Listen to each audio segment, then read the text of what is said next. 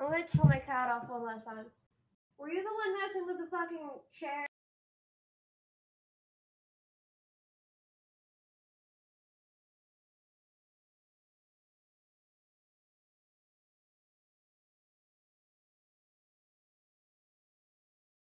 Oh no. She's gonna be part of this stream for a bit until she Oh, decides she gets bored. Could be a oh. while. It's so cute. Cats. Kitty, kitty.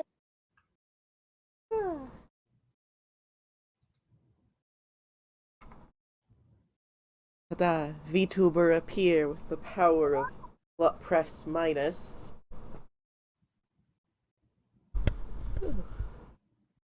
You know, this trick works on everyone's computers. If you press the minus key enough times, a little rabbit appears. It's true, it's true.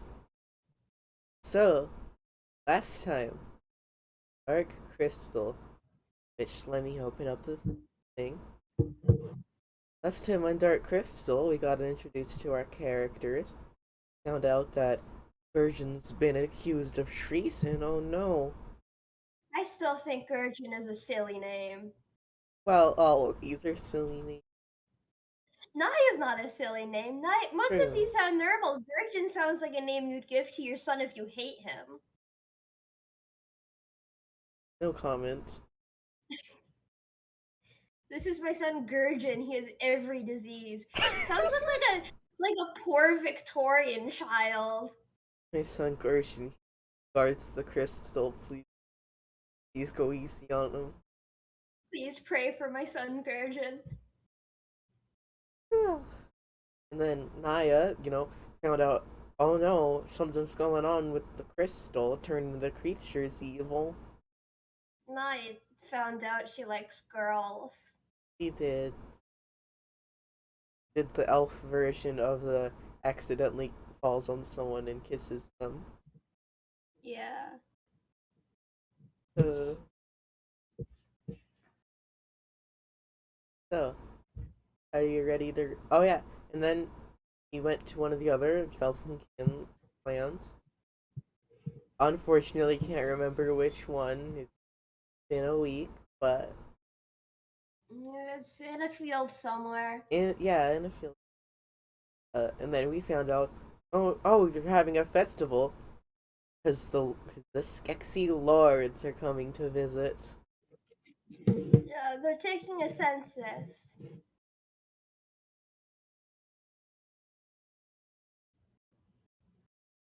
Which Hey guys, remember to participate in your local census.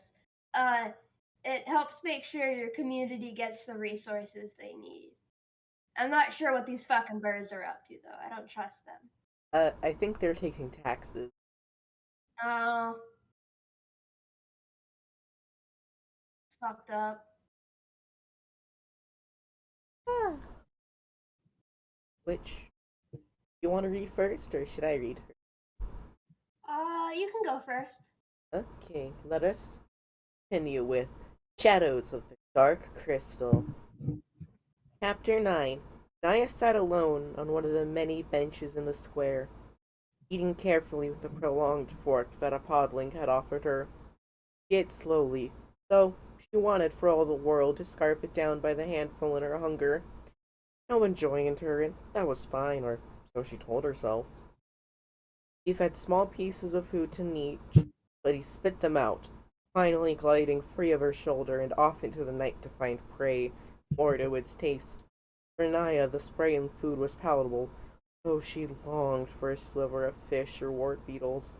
To the others, even the Skeksis lords, it seemed scrumptious. Even well into the night, the two lords continued to call for more platters of food and goblets of wine. She watched them from their far end of the square, determined to stay out of the tension for the duration of their stay in Sammy Thicket. This was Madra Mara's affair. If it were somehow spoiled and Naya was within the village bounds, there would be no hearing the end of it from her parents. What if they're chickens? I mean, Like I know where they look like vulture. like vultures, obviously, but like eating anything and eating a lot of it and being really really stoked about it is it's chicken behavior. Well, I mean, Absolutely. in the original movie, there's literally a full banquet scene of the Skeksis just gorging themselves. Chicken behavior. Chicken And behavior. it's okay, from a puppetry standpoint, it's gorgeous because oh my god, you're literally making the puppets do like accurate eating. And sure, some of those Skeksis puppets are like have people inside of them, but like the like banquet puppets are the smaller ones, so they can get all the detail in. I should rewatch that movie when we're done with this. You could watch it in the Discord together. I could. Yeah. After supper, the children and the podlings collected the dishes and a barrel of water for rinsing in the river. Nalia tried to help, ready to carry a barrel to the river herself, but she was greeted only with cautious glances, so she surrendered her dish with a quiet thank you. Turning back to the square, she saw a long line of Sprighton had formed, leading up to the head table where the two lords were still seated. The platters of food had been cleared and replaced with only a large decanter of wine. Lord Skekok placed before him an enormous stack of paper, bound together with sinewy twine between two heavy leather covers. She'd heard of books before, but this was the first she'd ever seen. He split it open to some page near the center, and when one of his castle attendants offered them, took a quill and a pot of ink and set them to his right. From the distance, Naya watched as each gelfling stood before him, one at a time, speaking to the Lord as he moved the quill across paper, staining it with a long stream of black ink. Naya jumped when a hand landed on her shoulder. Maj Ramira had joined her. The interesting thing is that you can tell from the way they're talking about books that in this universe there's still at a period of technology where books are made by hand instead of being printed. Mm-hmm. Which That's very cool. which if you want to watch an anime that's literally all about books being made, watch Ascendance of a Bookworm. It's genuinely amazing. Oh, you gotta link that to me earlier. Yeah, I still gotta watch that fishing anime you showed me earlier. yeah. I've got a lot of stuff to watch. I've I've gotten into actually watching a lot of anime, and so now I just uh I mean, so it's many good ones. good. There's a lot of good stuff. Yeah.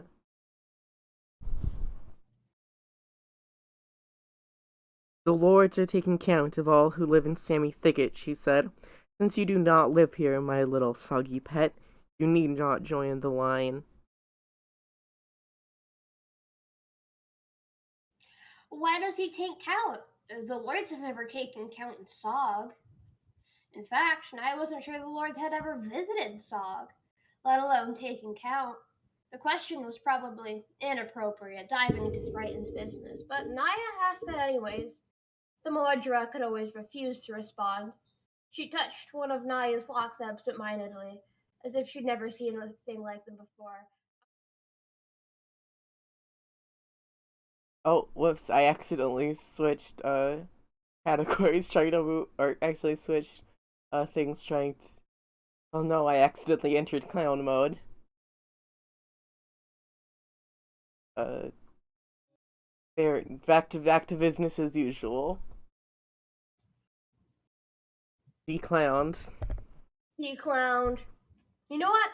Fuck you. Unclown's a rabbit. which if that split clown you saw was another one of my OCs, Charlotte, who is designed by Stormy here. Oh, thank you. It's still a design I'm really happy with. Yeah. All right, it's your turn, I think. It's only worth counting what's valuable, she said, and Naya swallowed the jumble of words that rose in her throat. The Madra went on to smooth her cowl, arranging it and setting her black braids just so at her shoulder.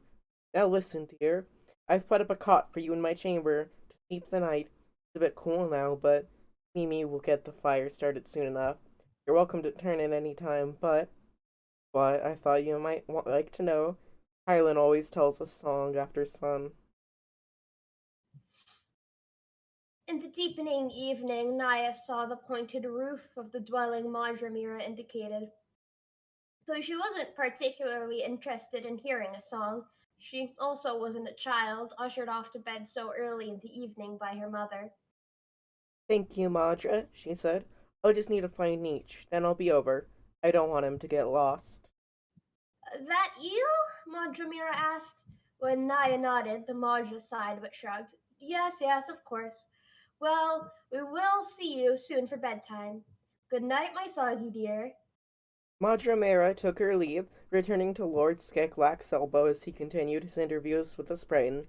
As the line dwindled, the children and podlings came back from dishes duty. Naya walked the perimeter of the square, whistling and calling quietly for Nietzsche as the little ones gathered to sit on the wide walking stones near the hearth where the cooking fires had died down to glowing red embers. With Lord Skeklak's earth-shaking voice and Lord Skekok's tinily wobbling one as the backdrop, tiny wobbling one as the backdrop, the children whispered among one another with excitement, and Naya couldn't help but pay attention when a slim, gelfling boy her age approached. It was the boy who had been staring at the split sea nut when she arrived. He held a lute in one hand and took a seat on the bench facing the audience. It figured such a strange one would be a song teller. Song telling wasn't popular with the Drenchen. Weaving fantasy stories was a waste of time, according to her mother, who favored hard talk and action. Stories were only good for distractions. While Naya peeked in between the houses and bushes for Nietzsche, Kyle and the song teller stood on the hearth and faced the Skeksis lords, giving a deep, well practiced bow.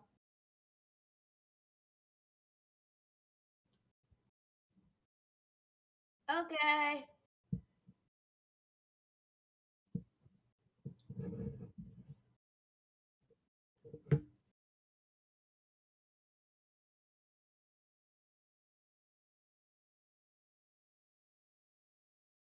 Yeah, yeah, yeah.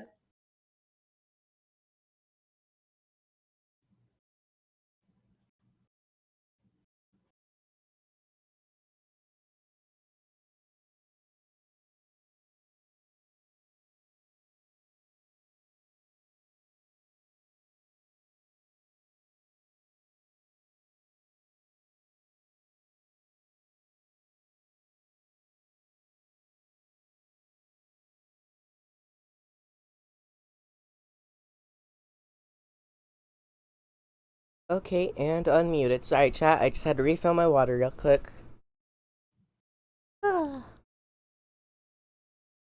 Get this back open. Okay.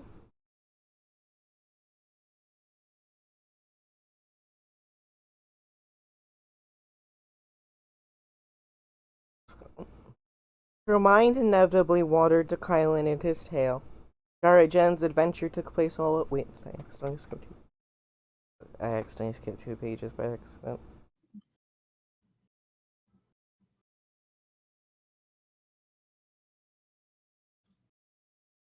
Before taking the seat and tuning his instrument, before long he'd launched into a melodic overture on it on its thin harmonic strings. It was nothing like the Drenchen drums, but it was still beautiful, and he played well. Naya finally found Nietzsche draped from a small potted tree beside a hut's doorway, crunching on some night bug with happy snaps of his jaw. She gave him a kiss and let him take a place on her arm, making ready to spend the night as quickly as she could in Majramira's home, out of the gaze of the census-taking lords, and as much as possible out of the Madras as well. With the lords to entertain and there were very important people to be counted, Madramira had little time for Naya, and that was fine enough. She would accept the hospitality for what it was and say her polite goodbyes on the morrow. In the meantime, though, she felt more alone in the Sami thicket than she had in the wild field beyond it.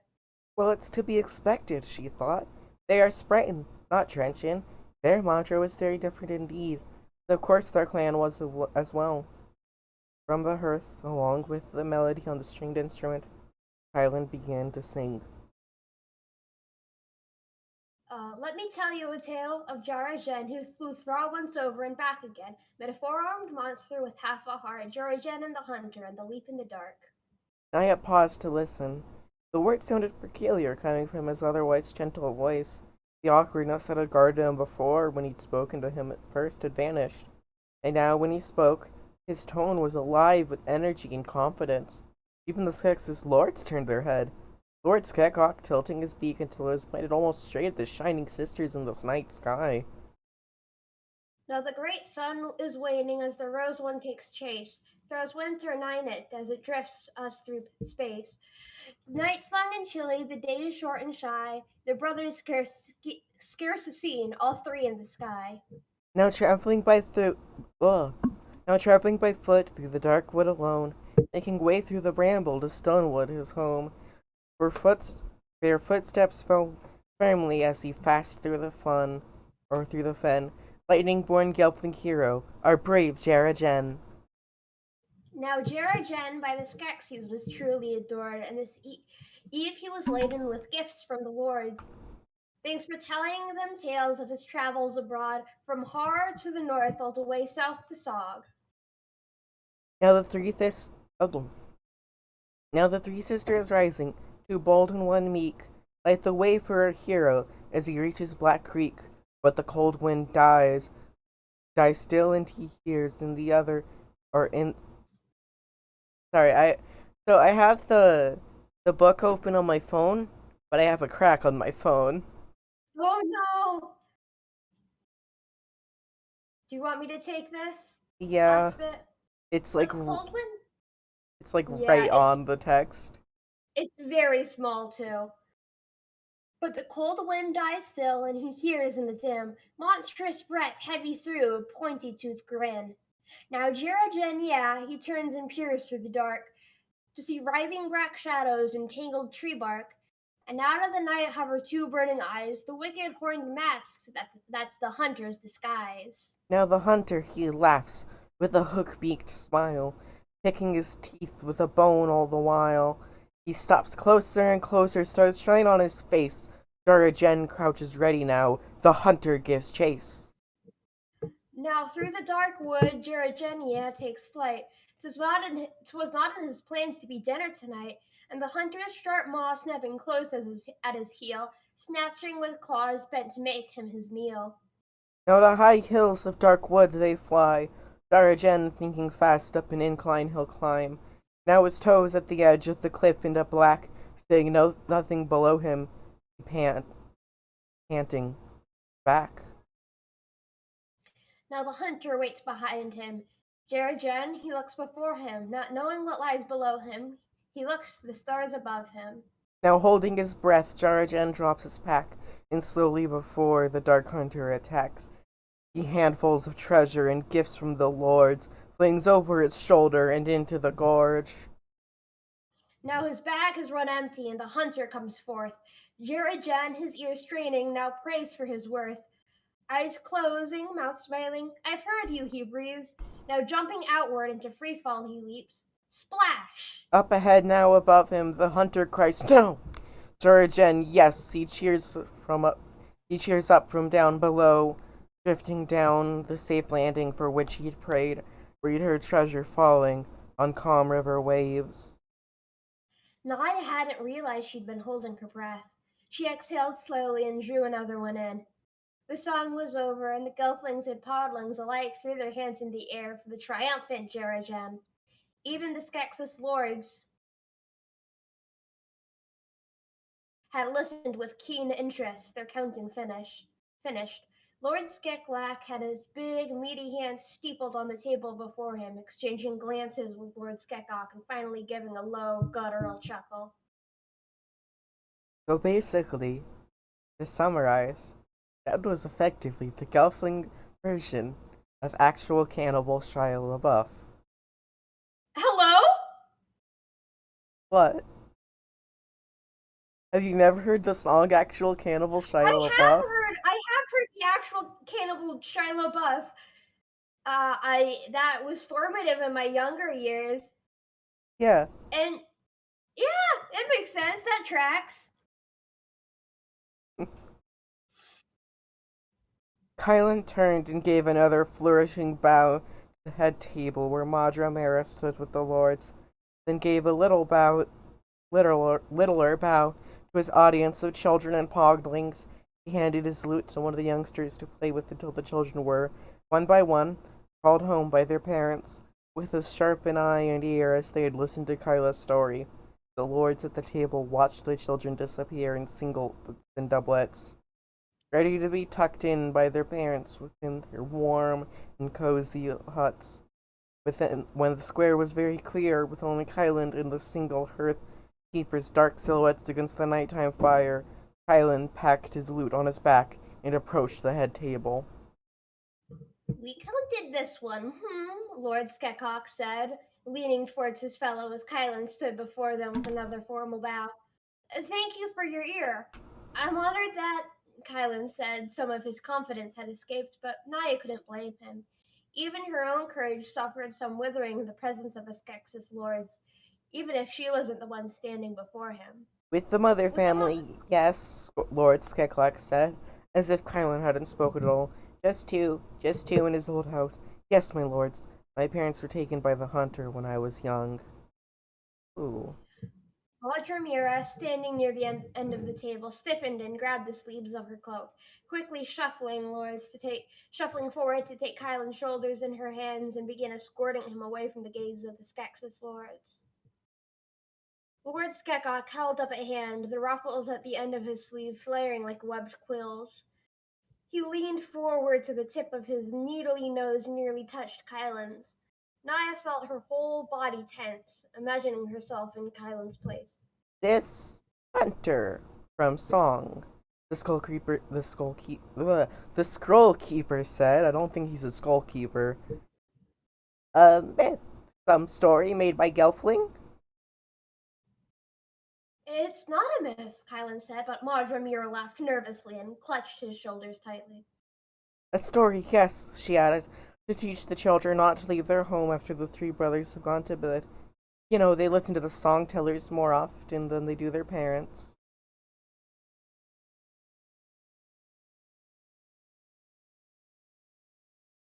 Songs of brave heroes with thwarting villains, Skekok said, almost humming the words. Gives a gelfling hope, eh? Gets a gelfling through the night? Very well, very well. Lord Skeklock dug his claws under the front cover of his tome and, with an unceremonious gesture, flung the cover forward so the book shut with a cloud of dust and a resounding thump. He rose, leaving his inkwell in the tome to be taken away by one of his attendants. Lodging! He cried. Rising with the census taker, Lord Skekok gazed at the song teller standing uncomfortably before him, clacking his beak and sucking his teeth. When Madra laughed, much louder than seemed necessary, Lord Skakalak jostled her by the shoulder with another clanking, ear-rattling guffaw. Lodging, little gelfling mother, and more wine! Yes, my lords. Kylan, run on home now. Good night. With a With a peal peal, of with a peal of coaxing laughter, the Madra led the two lords off. And that was the last Io would see of them. They entered the town hall that adjoined the square, the only place still lit by torches and alive with music, and the sound of wine barrels and clinking cups. Kylan, left standing at the table, let out a big breath. He held out his hand and looked upon it. It was shaking, nerves not yet calmed from his meeting with the lords. He pushed both hands into his pockets, looking around and meeting Naya's eyes only briefly before departing the square, presumably to wherever he called home. Then it was all still and the square was doused in silence, so Naya took her time, making her way to Madramira's home. There, on the main floor of the generous two-story hut, she found a stack of blankets and cushions laid out for her by the hearth, and curled upon their flat softness. She longed for her hammock, the sounds of her sisters whispering between themselves in the adjoining room, the distant echoing footsteps of the truncheon tapping through great smirth. What were her parents up to? Her mother attending to her father's wounds, no doubt. Her father trying to laugh off his pain and discomfort, telling jokes, while she told him to stop moving his wounds open. Pima and Alonia complaining that it was too early for bed. All this in the warm heartwood of the great Smurf, so far away. It seemed like a dream or a song someone else might tell. Her mind inevitably wandered to Kylan and his tale. Jarajan's adventures took place all over Thra, though some songs spoke of his home in Stone of the Wood. She wondered if Jarajan had ever missed home or felt lonely on his long journeys alone. Naya snorted and rolled to other side. Her back sore between the shoulders no matter which way she lay. Didn't matter. Jarajan was a folk hero, likely not even real, and even if he had been real, so what? The songs might be fun to listen to while they were being sung, but after they were said and done, the songteller's lute was packed away. Didn't help her now. In a way, they were nothing but soft speak. Puff puff, only good for distractions, children, and the curious podlings. No, what had been real were the glistening beaks and crafty eyes of the Skeksis lords. Their coats and cloaks and robes and mantles all layered upon one another in opulent richness, in colors made of dyes Naya had never seen before, most likely cured from fruits and vegetables from all across Thra. And the ornaments! How had they cast such intricate shapes in twisted metals? And that book that counted all the Gelfling in Sammy Thicket and probably villages elsewhere. How many numbers were within it, and to what end? For whatever end, Majramiro would spend the night and the following days pursuing it, that would be sure. Naya, however, would follow the opposite path, treading alone to stand on trial for her missing brother before the Gelfling Almodra. Well, she would bring honor to her people if Garjan would not. Before long, she told herself, the names of the Drenchen would be marked in the thick pages of Lord Skeklak's tome, and their number would be recorded in history. That held in mind, Naya stared at the wood beams of the ceiling for a long time, watching the shadows sway until their slow dance finally lulled her to sleep. Girl, I think it's a good thing that the Skeksis are ignoring you. Yeah, yeah. But I guess she just, she wants that recognition. Yeah. The following morning, Naya woke early. Though her body was tired, she was eager to leave Salmi Thicket. On the road towards her destination, there would be plants and animals to deal with. She made her bed and folded the blankets, though in her light sleep she hadn't really disturbed them much. From the calm quiet that had settled on the square outside, it seems the lords had taken their leave. When Naya peered out the front-facing window through a soft cloth curtain, she saw no sign of them, or their feathered steeds, or their decorated attendants anywhere. She sucked in a breath when she realized she was not alone in the common room. Madre Ramiro was mending pieces of leather with a short, tough needle and sinew thread, rocking slowly at a finely finished chair. Her fingertips glowed blue with Vilyaya, although it wasn't the same healing magic as Naya had learned with her mother. Madre Mira's power infused itself in the thread which she sewed, binding it tightly to the fabric through which it wound. Madre Mira's attention was on her hands, but her voice was for Naya when she said, "Eager to leave, my dear." Naya straightened her tunic and brushed off her knees. Thank you for your hospitality, Madra, but I have important business in Harar, so I should be going. Madra Mera set aside her craft and walked Naya to the door. Naya's pack was waiting for her, though it looked fuller than it had been when she arrived. Inside, she found packed food and a skin of water. Hanging from the side by the laces were a pair of Nepri skin shoes. "Oh!" Naya exclaimed, almost too touched for words. "Thank you." Madre Mira tightened the drawstring at the top and hefted it for Naya, helping her sling it over her shoulder. For once, Naya thought the Madre might finally reveal some secret fondness for her. But instead, all the woman did was pat Naya on the arm and say, "You'll tell your mother I took you in, won't you? And what good care we took of you?" Naya bit back a sigh and nodded. Thank you, she said shortly. I will. Sammy Thicket was still sleepy in the early morning, the main street empty save for the hearth tender stationed in the center of the square, and two night guards relieved of duty coming home. None paid Naya any mind, not even to stare as she left. Once she had crossed through the wood that shrouded the village, she paused to sit, digging out her handmade sandals from her pack. She held them in her hands, pride full to the brim as she compared them to the expertly crafted moccasins gifted from the Spiton. She didn't need their charity yet. They were beautiful, and away with delicate beadwork and finely cured leather dyed a deep red. The inside was lined with clover fleece, soft and insulated. Oh, those sound like good shoes. Got ruby slippers. Oh, she does. Cute.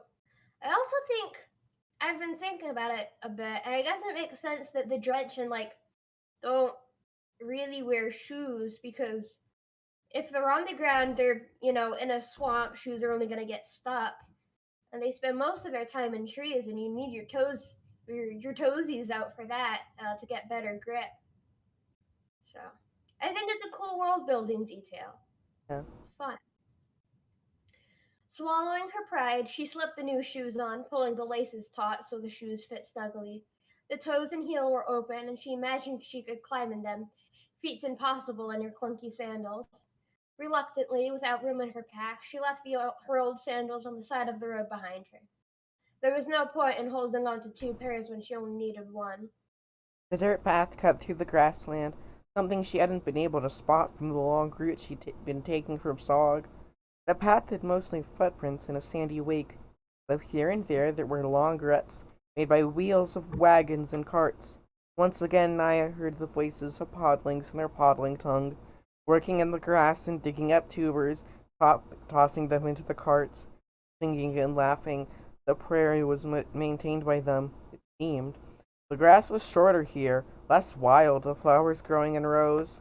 As she rounded the big thicket, she saw posts circling a wide field, and far across from the gentling rolling across she glimpsed a fleet of white wing-eared animals, loping in the distance on legs as tall and narrow as saplings. Oh my god. Yay! Oh Bird my gear! oh my god, they can be digging in the ground for tubers. Oh my god, they're digging in the ground for fucking tubers. Naya's ears perked up at the sound of Gelfling voices calling to one another in the early morning. Up ahead, she saw a second cleared area in the field where the grass had been rolled flat. Several target posts had been driven into the earth there, each painted with different colored stripes. Forest Sprite and Gelfling were standing about, three with rope and rock bola in hand. The fourth was standoffish, eventually dragged closer by one of the boys. Naya stopped to watch one of the girls hold the bola by the handle weight. A flat, a fist-sized rock at one end. She swung it over her head so the two counterweights, one at the middle and one at the end, whipped around in a quickening circle. Finally, she let out a yep and released it. The rocks cartwheeled through the air and snapped around a distant target. The counterweights, tying their rope in knots, and serving it and securing it midway up the post. Cool. The girl cheered and gave a little jump of victory. Two of her companions cheered with her, though the fourth was not so enthusiastic. Squinting, Naya recognized Kylan, the teller, at last, stiff like a stalk of grass as a bola was shoved into his arms, pushed up to the toe line from which she was to swing. The others chided and hooted at him from the way he held it in his hand, at the wrong spot with the wrong hand. Naya could tell bola swinging was not one of his gifts. Reluctant, but jeered into it by his companions, Kylan twirled the weapon. When he let it loose, it was at the wrong time, before the counterweights had fully reached their peak. The bola went crashing into the earth, blowing up a chunk of dirt before falling into a pitiful rest not 10 paces away. His companions exploded into laughter. Naya shook her head and re-shouldered her pack, looking ahead to the mountains. She had a long way to go with no time to waste teaching Sprite and youth how to swing a bola. She'd had a bola in hand since she was a child. One of her first toys, her father had often joked, was a tiny bola made of floating wood and vine. Kylan, the songteller, had plenty of his own people to teach him. The Gelfling voices drew her attention again as the curved road brought her abreast of their target field. The three Sprighten had gathered around Kylan, and though Naya couldn't make out all their words, she could hear the tone nudge from teasing to mean-spirited. Kylan went to retrieve his bola, but it was so sharply embedded in the earth that he had to use both hands to release it. Even then, when it came free, the recoil sent him stumbling backwards, nearly losing his footing and eliciting another round of laughter from his companions. Naya watched for a moment more until the oldest of of the group, a boy with long braids bound with red and purple Mimi feathers, reached out to shove the song teller. Hey! Naya shouted, interrupting the boy before his hands could make contact. Don't you think he's had enough? Mind your own business, Drenchen, the boy called back, but he turned to face her. While he had his side turned, Kyla snatched up his bag and made a quiet escape toward the road ahead. When the boy with the braids finally noticed, he hissed and shook his head. Naya, he repeated, mind your own business to go to the bog you crawled out of. Zach got a good response from his friends, though Naya wasn't impressed. She waited until Kylan had gained some distance before taking one of her own bola from her pack. From the road, she was twice the distance from the post that the Sprighton were. Swinging with well-practiced aim and grounded stance, she brought it to a full circle in only 2 orbits, then let loose on the third. The rock and rope sailed through the air with perfect precision, latching snugly onto the highest colored band on the center pole. That's what they teach us in the bog, Naya shouted, grabbing her ears in her fists and sticking out her tongue. Speechless, the sprite only looked back and forth between her and the tightly knotted bola at the top of the post. Nietzsche had launched eagerly from her shoulder the moment she'd thrown the weapon, perched on the post and shot at her, taking the counter in his mouth and skillfully unwinding it from the high vantage. He easily glided back to her with the bola dangling from its jaws like a pendulum. By the time he dropped it in Naya's open hands, he was chirping with little pants. She smiled and kissed him when he settled on her shoulders. He wasn't quite big enough to do his job tirelessly yet, but his effort had paid off in front of the Sprighton, who gaped as if they seen two suns collide. Contented, Naya put her nose in the air and carried on down the trail, confident she'd have no more trouble from their lot. Up ahead, where the path through the field met the road, Kylan was leaning with hands on his knees. When he heard Naya's footsteps, he straightened, brushing his braid over his shoulder and taking a big, deliberate breath. Thank you for your help, he said with trained formality. Naya noted that the woven pack strap to his back was full, not with bola or whatever else a song teller might take on a normal daily excursion. He had on traveling shoes as well, the same kind as she, but with less beadwork and more stitching. His gaze lingered at her shoulder. Is that a muskie? I've heard of the flying eels of Sog. I've never seen one before. Thanks to you too, my little one. You could have helped yourself if you fought back, she said, letting Nietzsche's sudden, self-contented preening speak for itself. Those kinds are all talk. Give them a little fight back just once and they'll leave you alone forever. Harlan looked warily down the road from where they'd come. Then he straight into the vest, paying it more mind than it required. I'm not good at fight back, he said. I know I'll have to learn to be on my journey. Journey? Nye nodded to his pack. Where I come from, I think we'd call it running away. I'm not, he exclaimed, but the outburst was sudden with guilt. Naya, Naya chuckled. good luck to you, songteller. Don't let others pick on you like that anymore. A rock's good for one of two things, throwing or hiding under. Pick whichever you want, but the more quickly you decide, the better. She waved a goodbye and headed down the path, leaving the chagrined song teller behind. The cleared ground was easy to walk on, flattened and free of sticker plant filled grass. She wondered if it would go all the way to the mountains. If only she could be so lucky. The sky was clear, perfect weather for a long day's journey, and she heard footsteps behind her. Kylan, though a few strides back, was nevertheless on the same path, heading the same direction at more or less the same speed.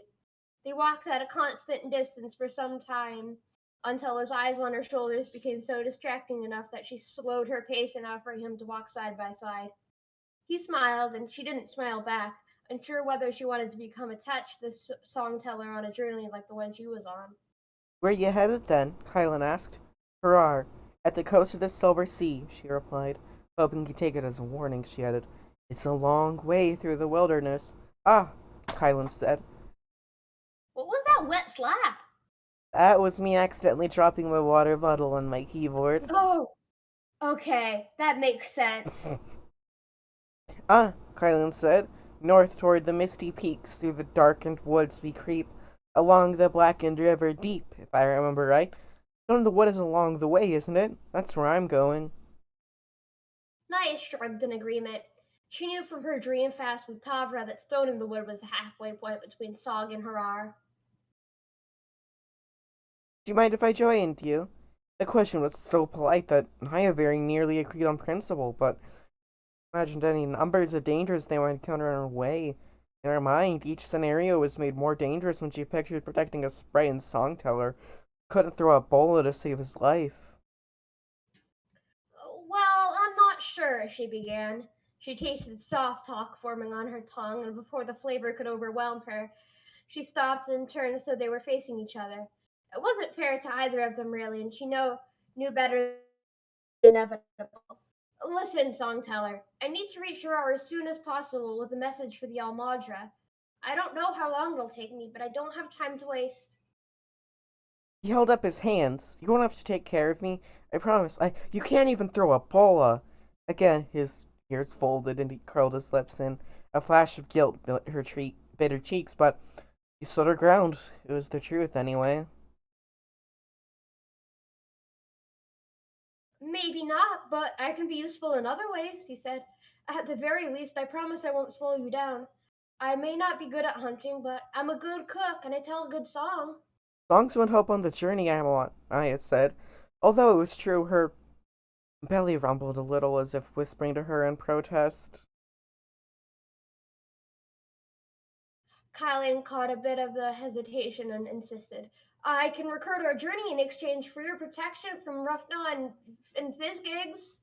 Naya barked one accidental laugh at the thought, shutting her mouth quickly after, but it was too late. The smile was already on her face. She tried to lose it, but it hinted her lips. Firstly, she said, I don't need any journey recorded on songs during camp. Secondly, I would hope there isn't a Gelfling alive who need protecting from a fizz gig. But in Jarajan in the Maw of the King, Fizzgig King meets Jarajan whole, Kylan said. If anything, he was determined, and he'd seen that smile. To escape the huge maw was no easy feat. Jarajanya he'd tickle the king's throat with a leaf. Sounds stupid, Naya interrupted, but the smile was returning at the idea of a Fizzgig swallowing someone whole. What nonsense! Jara Jen would have to be an awfully small hero indeed. But Kylan's words were strong, putting the ridiculous image in her head, red and orange fluffy ball of fur big enough for a Gelfling hero to stand in. Before she knew it, she was almost laughing at the idea. Trying to hide her mirth, she turned she turned away, hearing Kylan following. And when the king went it burped for his part, Jarajan tickled backwards, and King let out a big. Naya burst into laughter, unable to contain it. The story wasn't even that funny, but she hadn't laughed since leaving home, and the feeling was so good she didn't want it to end. It was like a friendly fire, growing stronger with every round. She struggled with laughing tears from the corner of her eyes, trickled some more, and kept walking. This time, Kylan didn't follow, seeming as if he'd finally gotten the message. He just stood there, quiet and solemn, holding the straps of his pack and looking forlornly after her. Just when he was about to disappear on the trail behind her, she stopped and turned back with a little sigh. Well, Songteller, she called, we're still a long way off. We don't have time to stand around like sticks in the mud. His head popped up, ears pointing to her, and she saw a grin grow on his face. He quickened his long-legged gait to meet her, and then, elbow to elbow, they were off into the rolling golden hills. Oh, they are friends. They are friends. Kylan was quiet while they traveled, holding the straps of his pack and looking left and right, constantly absorbing the scenery with an active focus. It made Naya feel more comfortable in her own keen curiosity. For her, their surroundings were foreign, but out of pride, she was still interested. Together, they watched the clouds spiral in the sky, the hills crawling with grasses and roaming shrubs, the wind come alive with voices of prairie creatures. True to his word so far, Kylan Sorry, kept I was pace with moving. his skinny legs, his breath never growing short, never once complaining for rest even after a long day's journey. It wasn't until much later that he broke the silence, and then only with a question. Sorry, I was adjusting myself. You get comfortable.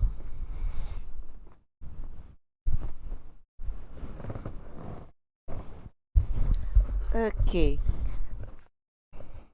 How did the Drenchen fly? The question brought Naya's gaze out of the clouds into Kylan's inquisitive green eyes.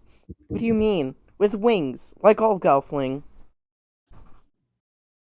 He nodded to her pack, held tight on her back and shoulders by two arm straps. Naya's cheeks warmed. If she had wings, wearing a man's pack like her father's would make it very difficult to use them indeed. She was glad for her dark skin, imagining how bright her blush would have been had she had a complexion more like Tavra's. This is my father's pack, was all she said. Oh.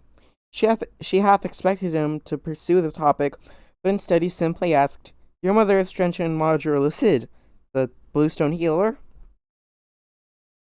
Eager to change the subject, Naya nodded. That Kylan knew her mother's name endeared him to her, though she hated to admit it.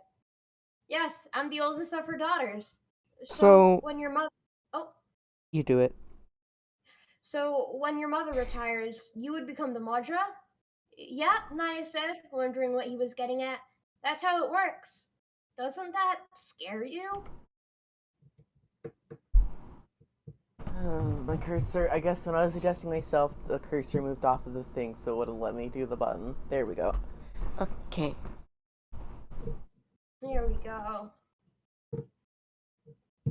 She laughed. My family has been the Modron for as long as there have been Drenchen. I'm learning Valaya, and I'm trusted with a spear and bola. I know Song blindfolded above water and below. What's there to be afraid of? So Drenchen confirmed to be, like, I mean, this was already implied, but they're the water, Yeah, the well, water ones, the swamp ones. the swamp ones, but they There got like, is another. There is like another. Like there is another clan of like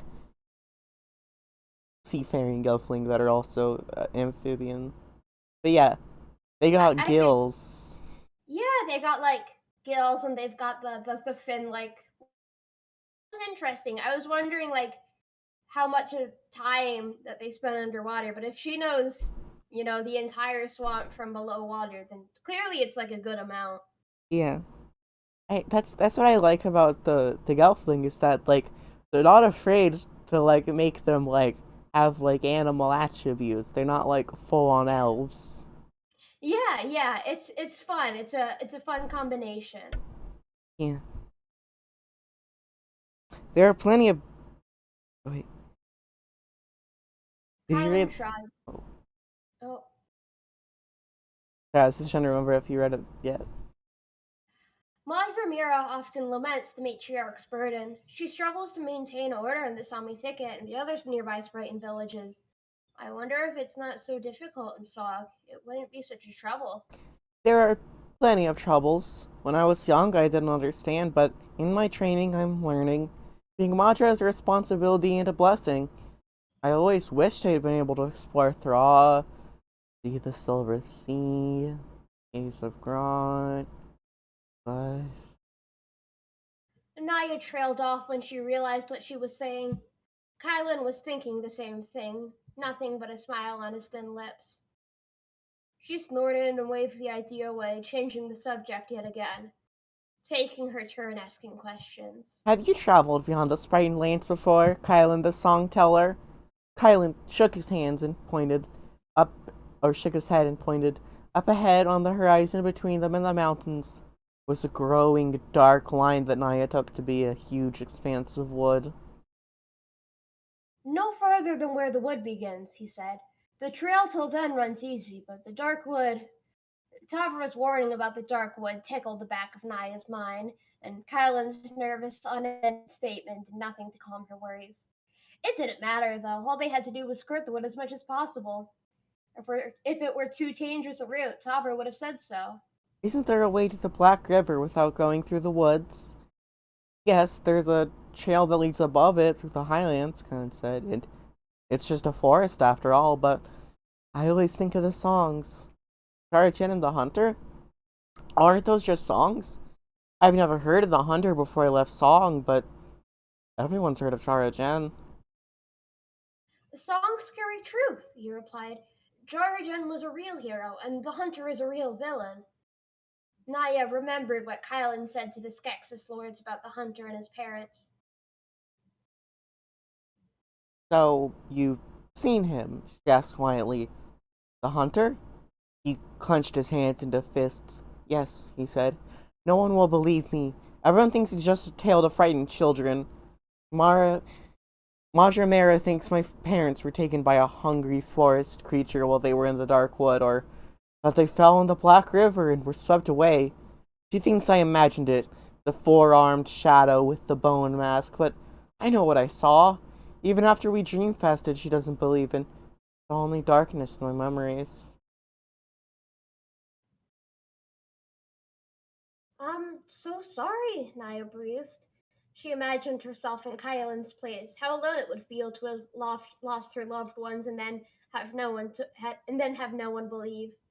It was harder for her to think that a monster as terrible as the hunter described in the song could possibly exist, but the dark wood was no small thicket. There was no telling what lurked within its mysterious depths. I dreamed the song of Jara Jen, the hunter, afterward, Helen said. Madra Mara lets me tell it because it keeps the children entertained. She likes the idea of the hunter as a story, but she'll never admit he's real. I. So you're going to Stone in the Wood to prove it? Aya asked, completing the circle. And you're going to find him and try to avenge your parents? I don't believe in vengeance, Kylan replied.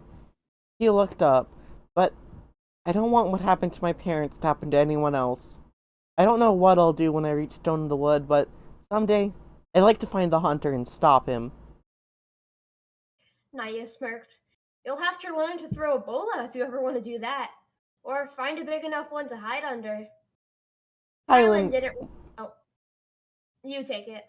Kylan didn't respond to the lighthearted tease, probably thinking about the hunter and his parents, so Naya left him alone.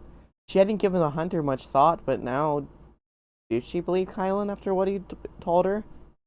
He thought of asking him to share the memory with her to Dreamfest, but she didn't want him to ask him to relive the moment he lost his parents, whether or not it proved the existence of the hunter. Maybe if you don't find what you seek in Stone in the Wood, you can come back to Sog with me. Naya chirped, hoping to lighten the mood. I could teach you to throw a bola there and the ape knots where I taught my younger sisters. You could tell songs at the drum feasts. It would be a rare occasion. Naya smiled in relief when a bounce returned to Kylan's step. You don't have a song teller in your clan? He asked. Not really. We keep songs of historical importance, of course.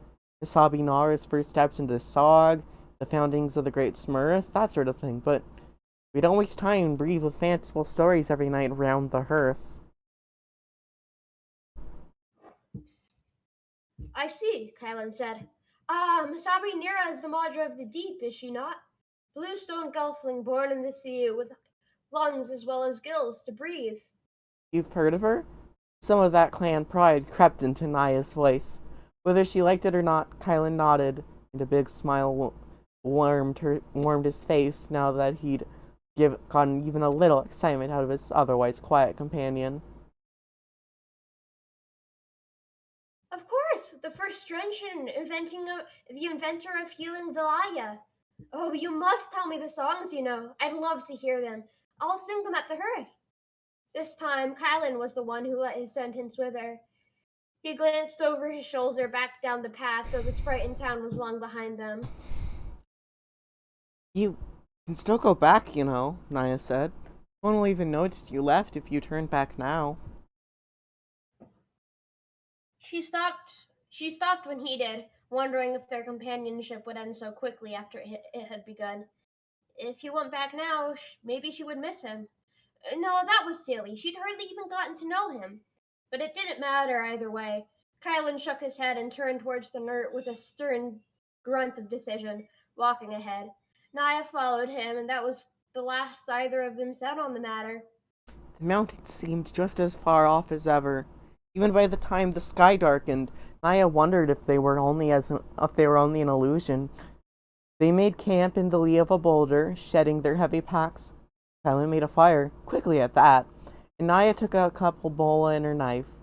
Nietzsche was waking, every quill alert, gliding nearby in short swoops before resting on Naya's shoulder again, ready to hunt for supper. Nighttime critters rustled in the tall grass all around, and before too long, she struck one with her bola and called for each to find it. He did, and it was a furry little shrub beetle with 6 jointed legs. Naya picked it up by the hair on its back, carried it back to camp. Kylan yelped and recoiled when she pushed it at him, slowly squirming legs and all. Dinner, she declared. How do you know if we can eat it? And what if it's poisonous? She held it to her nose and gave it a big sniff. It smelled earthy and a little bit like grass. Her stomach grumbled. Anything you sniff and still want to eat can't be poisonous, she said. French motto. Trust your gut. Anyway, weren't you saying you were a good cook? A good cook should know a great dinner when he smells it. Kylan assumed a stern expression since she'd met him, a little bossiness creeping into his voice at her challenge.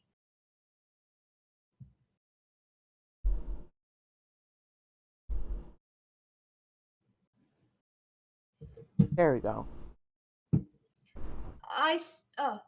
What if smelling good is just a trick? Or what if something smells good to one person but terrible to another? What if it's not just poisonous to eat, but poisonous to touch? Well, what do you expect me to do? She asked. It's the best I could catch. Would you rather just go hungry? No other way for us to know.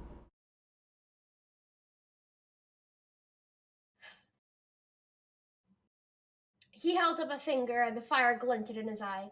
There is another way, he said. Naya sighed and held the wriggling beetle shrub while he dug through his pack.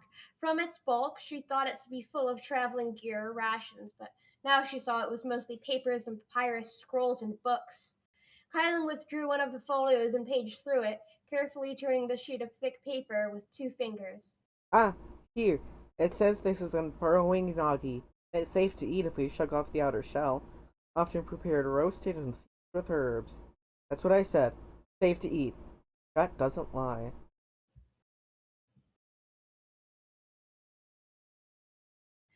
Kylan snorted and scratched the noggy. It says here that if we don't shuck off the shell, we'll be bedridden for a week and smell like lump root for twice that. Did your gut tell you that much? I grinned, taking her own turn at feeling a bit sheepish, but enjoying seeing an assertiveness. Frightened boy. Sat by the fire while he laid the noggy down on a flat area of the boulder nearby, killing it with a swift blow from a smaller stone. When he set the rock down and closed his eyes, Naya did so as well, taking part in the solemn, silent prayer they offered in thanks to the noggy that had given its life for their supper. Afterward, Kylan shocked the shell as it instructed in his book and prepared it for the fire. They sat in silence while supper sizzled and the creature's undershell popping every once in a while under the heat. The smell of roasting nagi meat was woody and savory. Kylan sat with a book on his lap, smoothing the pages and looking upon them the flickering firelight.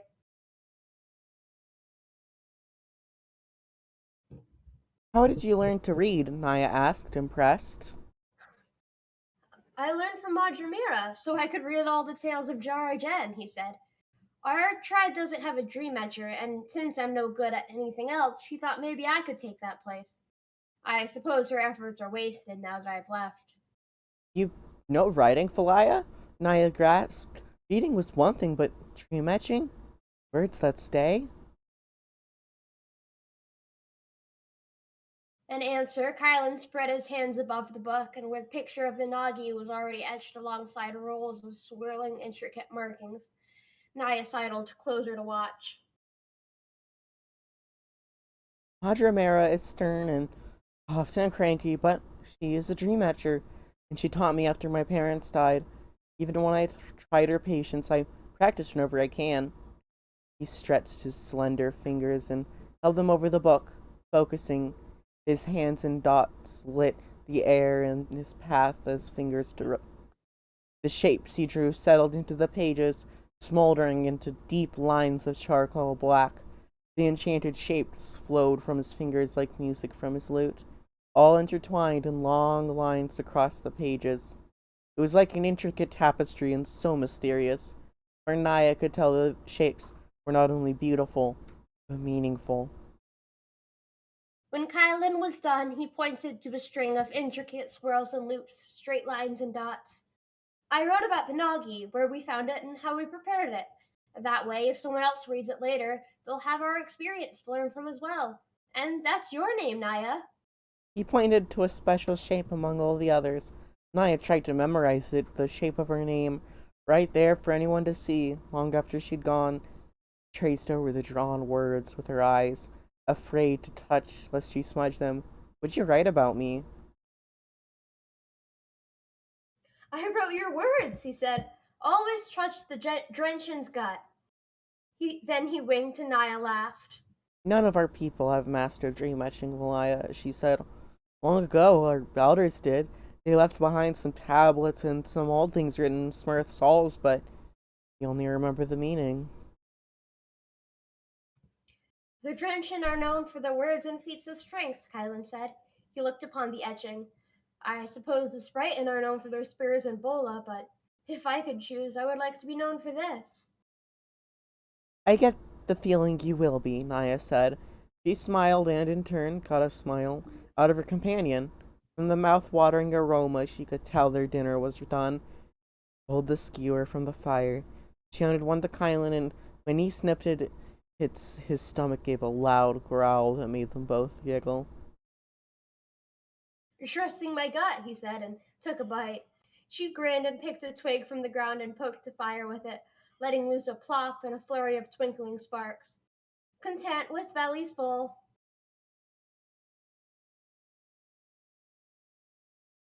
they watched the embers dart back and forth on their way into the night sky. Later, after a rest much more restoring than her previous night in Madramera's home, Naya packed whilst Kylan snored a little while longer. She rekindled the fire to dry the dew from their packs. By the time she just about finished preparing to put out the fire, Kylan finally stirred, curled onto his back and stretched. Time to go? He asked. Unless you want to travel on your own, Stickbug, Naya chided. She kicked him playfully and he sat up, carefully folded his sleeping roll. She expected him to complain and ask if they would need to maintain such a schedule every morning, but all he did was dutifully pack his things until he was standing beside her. Together, they pushed dirt on the fire and headed back to the trail.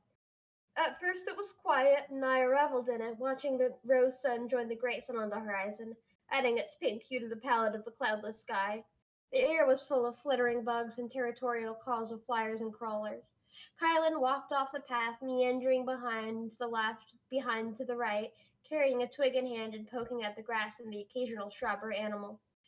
Naya took the more pragmatic route across the flattened earth, hardly interested in any of the wildlife that surrounded them until it was time for dinner. May I ask about your business in Harar? Kylan's question, interrupting the silence, was innocent enough. Still, Naya pressed her lips together, thinking. Wasn't anything wrong with telling Kylan about Tavra, was there? After all, it was Tavra who had come to Great Smurth looking for Gurgen. It wasn't as if Naya had anything to hide. Still, she didn't feel like telling Kylan that her brother had been accused of treason, fled, and left her to stand trial in his place. I'm looking for my brother, Gurjin, she said instead. He's the crystal and he's gone missing. The old Madra is looking for him too. And then there was the darkened Nebri, the crystal veins in the mud. I have a message for her from one of her soldiers. Kylan stood straighter at just the mention of the Almandra, though her land was farther away than even the mountains ahead. I didn't realize, he began. When he looked at her this time, and new respect had settled on his features, faced by a worried wrinkle to his brow. Is something wrong? Telling him no would be a lie, but Naya didn't particularly want to tell him yes either. After all, she didn't know exactly what was going on. Even Tavra had been surprised by the Nebri, though from the urgency with which he'd sent Naya to Harar, it seemed that the Almadra's soldier might have an inkling as to what it meant. I don't know, but I do know that not everything is right, she said, kicking a pebble as she walked. When her companion didn't answer, she looked to see what he was thinking, then halted with a lurching feeling. Kylan was gone. They took my fucking boy! They took your boy. What did they do to him? Put I him don't back. find out. Kylan? Kylan? Naya trudged back a few paces, looking left and right in the open field. He should have been easy to spot, but there was no sign of him. Not even his pack or his stone. She hoped he hadn't stumbled and fallen into the tall grass, or worse, been carried off by some animal. Uh, over here! He somehow sounded both distant and close by, but most importantly, safe. Naya let out the breath she'd been holding and followed his voice, stepping off the trail when he called once more. His words were muffled, hard to make out, and then she heard him clearly. Watch out! Too late. Naya's breath leaped out of her lungs as her foot met air. Instead of the mound of earth she was expecting beneath the thick, tangled grass, there was nothing but a hole. She lost her balance and was falling, and although it was only a short distance before she landed solidly on her rear end, she knew she'd have bruises from it later. She coughed at the dust that had clouded up from her fall, and heard Kylan doing the same.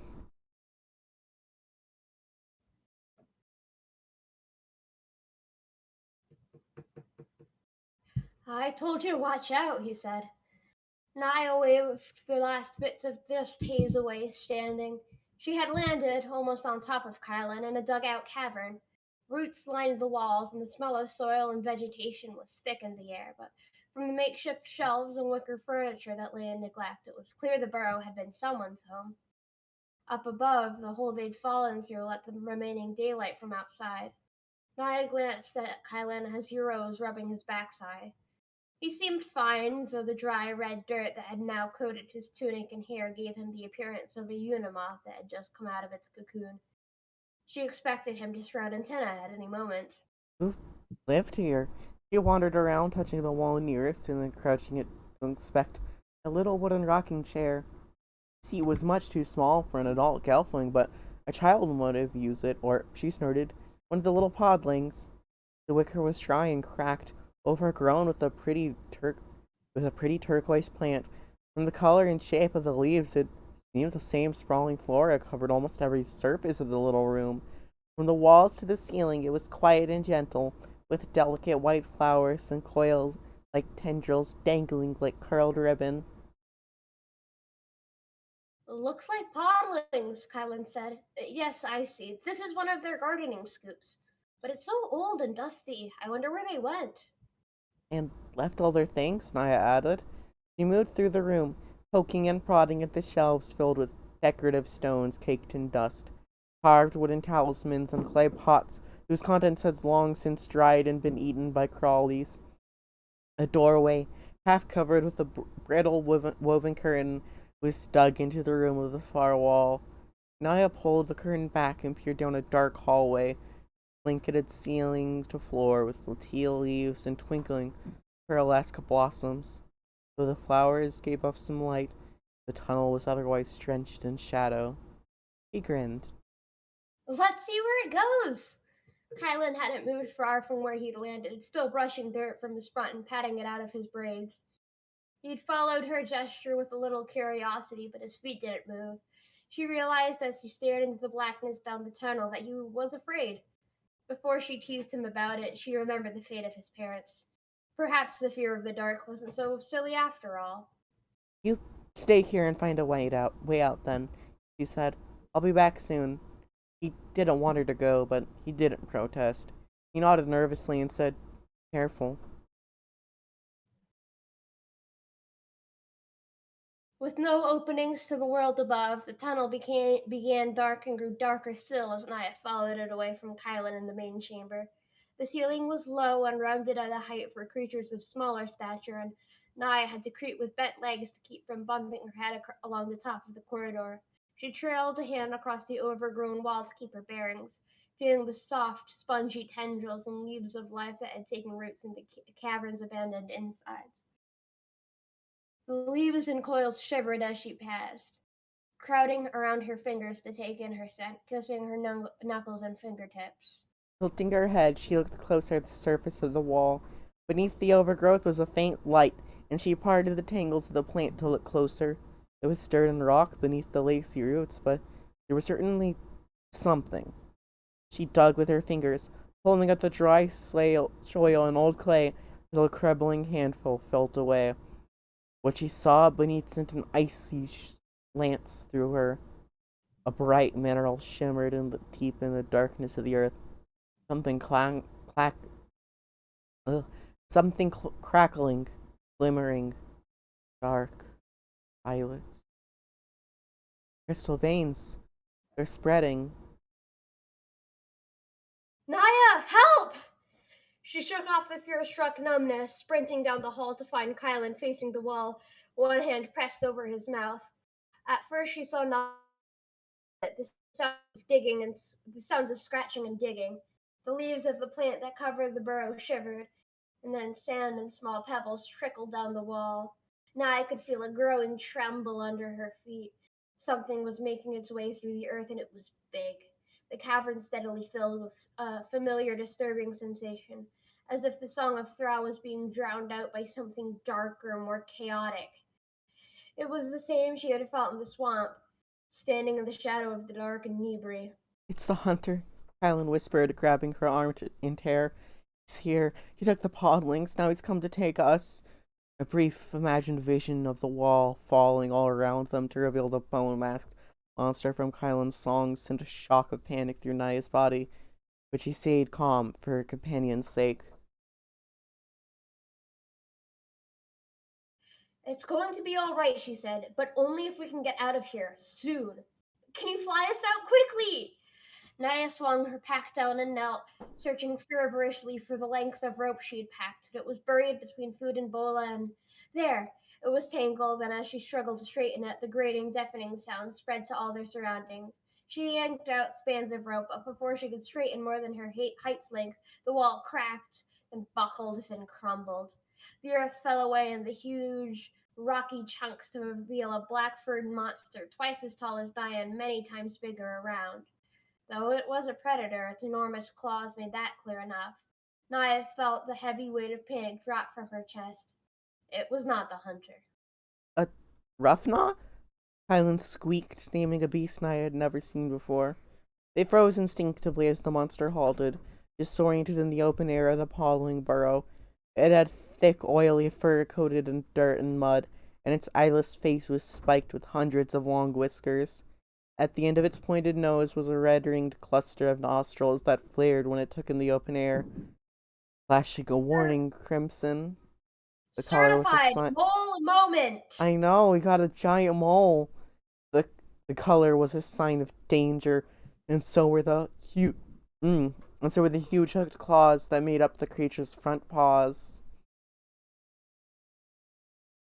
Behind the rough knot, sheets of glass-like violet mineral glowed hot in the earth where the soil was falling in dark clumps.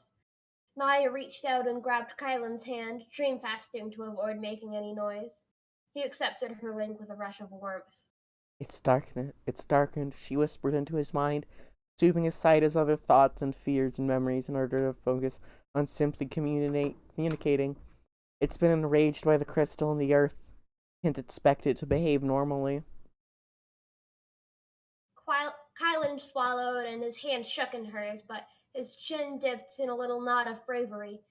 If we stay quiet and don't move, it might leave us alone. Ravna hunt by sensing movement, not by sight. His advice was obvious and belated, probably from song. Naya guessed instead of out of common sense. Even so, she wasn't sure common sense mattered right now. The Rupnot crouched before them in the entrance it had made, breathing heavily through its glistening, star-tentacled muzzle. Little drops of mucus flew from its nostrils, and its sides heaved with its panting. Its slick fur, standing on edge, sinking in such a state, evoked such heavy dread that Naya felt as if she were sinking into it. Stuck with both feet, unable to move, the Nebri was not the only darkened creature, and the crystal vein, deep in Sog, was not the only instance of the cursed mineral. Wherever the sickness had begun, it was spreading. What would happen if it were to spread all the way to Thrall's heart? Kylan released her hand and slowly backed away, but there was nowhere to escape. Naya clutched the rope in both hands, calculating how hard she'd have to swing at the counterweight and what angle to get it out of the opening overhead and far away that it would, hopefully, catch on to something. Then they could climb to safety. The brief opportunity of stillness expired. Sensing their movement, the Rupnaw lunged, claws spreading. Kylan yelped as the furry beast fell on top of him. Naya grasped after it, not knowing what else to do except try in vain to keep it away from her companion. She felt the thick strands of the Rupnaw's fur race through her fingers. Then a grip held, firmly around its sinewy pink tail. Though she couldn't restrain it, and the huge creature's... Oh, though, though she... Though she couldn't restrain the huge creature by force, her grasp distracted it long enough that it turned back at her, letting out a high-pitched hiss and sprang with saliva. She thought of grabbing Gurgen's dagger from her belt and plunging its blade into the Gruffnaw's vulnerable muzzle, but the memory of the Nebri and the swamp stayed her hand. Instead, in desperation, she reached out to the Ruffnaw with her mind. She first felt a searing, blinding light, then she saw a dark, jagged silhouette floating in the tunnel of fire, and finally, the groaning of Thraw itself, creaking and moaning in agony. The piercing whistle reverberated through the tiny burrow, and the Ruffnaw went still from nose to tail. Naya felt its fur raise going on all ends, and something in it changed. Her hand felt hot where she had touched it, dream fasted with it, and its fur slid away from her grasp as it backed away. The whistle came again, and the Ruffnaw needed no more incentive. It was gone back down the tunnel from which it had come. Naya fell to her knees and held her hands over her breast, wishing she could calm the pounding of her heart with pressure of palms alone. She squeezed her eyes shut and saw glimpses of the vision, the dream the Ruffnaw had shared with her, whether I'd done it intentionally or not. Darkness in the earth and the electric violet light, the same she had seen with the Nebri, only this time, to her relief, the encounter was over and no blood had been shed. Her ears were ringing, but through it, she heard someone kneel beside her. Kylan touched her shoulder. Naya, he was saying. Naya, are you all right? We should get out of here. Naya felt numb, but Kylan was right. She felt around in the dirt and rubble until she found the length of rope and stood. The Ruffnaw might come back, and next time who knew what might happen? She gave a soft grunt and launched the rope's counterweight overhead, letting it land before tugging. When she felt the line was secure enough, she tightened the straps on her pack and held the rope for Kylan to climb first. She took in the abandoned burrow for the last time, and then pulled herself to daylight.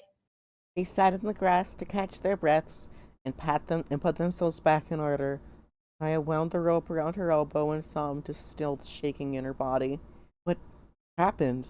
With that whistling call, was that you? Kylan put his small fingers into his mouth and curled his lips in, then blew a loud, bold whistle that carried across the plain. He put his hands in his lap and shrugged. The Ruffnaw fears the holler-back call, he said. I heard it in a song. Naya sighed, but whether it had come from a song or not, it had worked. She couldn't deny that. She focused on stowing the rope, then checked her pack to see if anything was missing. At the very bottom of it, hiding in a bedroll, saw a trembling tail and pulled. Out came Nietzsche, ears flat along his body and eyes big and alert. She stroked his head and scratched his chin until he relaxed. It's all right. It's over. No thanks to you, little shithead. To Kylan, she said. Are you hurt? So, are you? I don't know. Oh, So, I don't I don't know. I'm not hurt in body, but she shook her head, trying to put into words what had happened. It all had all been so quick and powerful, and her head was still spinning. She sat down, feeling weak, pressing her hands against her face. I think I dream fast. I saw within its mind, and it saw within mine. you dream fasted? Kylan gasped. With Thrufna, is that possible? Naya shook her head. I don't know. All I know is my head hurts. Kylan squatted beside her, hand on her shoulder, lips pressed together, and brows furrowed. Then he stood. I think we should call it a day, he said. Come on, can you make it to that tree? The tree Kylan had picked wasn't far off, and he helped her by taking her pack and bearing some of her weight while she leaned on his shoulder. She tried to keep her mind trained on the path in the fields, the rustling of the nearby trees, and the pastel sky overhead, but it all blended together. Even the big breaths of dry meadow air left her exhausted. In her weakened state, some dreams passed between them. She saw the fear he'd felt looking in the face of the mindless Rafna, but within it she also saw a flicker of strength. What she shared with him in return were muddled visions of looking up towards the exit of the burrow, the heavy weight of shame at not being able to save them with the wings she didn't yet have. The rest she kept hidden from him, but though the effort left her dizzier still. By the time Kylan lowered her to a patch of soft grass beneath the shadow of the tree, her wits were returning, but she still felt tired. She stayed quiet while he settled their packs and kicked grass aside to make a fire. I can't help but feel like there's something you aren't telling me, he said, mostly to himself as he didn't expect a response at all. He didn't seem surprised at the way the Roughnall was behaving. Naya was half inclined to let his words become lost in the cool wind, but maybe he was right. They had been in dire danger, and for Naya, it wasn't the first time since setting off. Kylan wasn't her ward, but they were companions now, maybe even friends. And maybe she owed it to him. Making up her mind, she held out her hand to him. Recognizing the gesture, he clasped her hand in his, and she felt the link of the dream fast warm again. At first, it was a trickle, like water drops gathering on a broad leaf, but soon the memories flowed like rain filling a river. Naya showed Kylan her home in Sog, the sunlit ape knots, and the lush, living woods of the Great Smurf. She showed him the morning Tavra had arrived, the feast that had followed, the hearing they had in their mother's chamber, their departure and their confrontation with the Nibri, the crystal veins buried in the swamp bed, and the haunting loneliness and rage in the Nibri's heart. She showed her father's wound and Tavra's message, but through it all, she kept back her secret about Gurjin, that her brother was accused of treason and that she was going to Hararan instead. I do just, oh, that's very good. Oh, look how fucking cute he is. I Oh my know, god, Hiccup how to train your dragon looking motherfucker. I know. Oh, oh, he's cute. Look at his fucking snoot. Yeah, Um, I I did want to point out I might not be able to go as late tonight, just because I had to work today and my work uh requires a lot of talking. yeah, Um, yeah. I was thinking about maybe ending a bit earlier at 8 because I was starting to feel a bit tired too because of the heat. yeah, he does that to you. So we got about 25 minutes left. That's about time to get through, another chapter or two. Yep. But chat these yeah, there's illustrations in the book and God, they're gorgeous. Yeah, it's I a ink style. It really captures that dreamlike quality. Yeah. And also here's our first look at the hunter, Oh, skeleton puppy, motherfucker. doggy. Doggy? You think he's Yeah, doggy? it's got a sort of a very long cane at the skull. Hmm. It reminds me of Skull Dog OCs I saw on TV and Furry Amino when I was like 12. Ah. Kylan showed his parents, raising him in a little hut on Sprighton Land with a dark wood, tending the crops that had fed their bellies and playing in the rolling hills of the grasslands. She saw Kylan's father was teaching him to play the lute, his mother the fall harvesting the fall, the tall wide grass and weaving it on a loom to make their roof.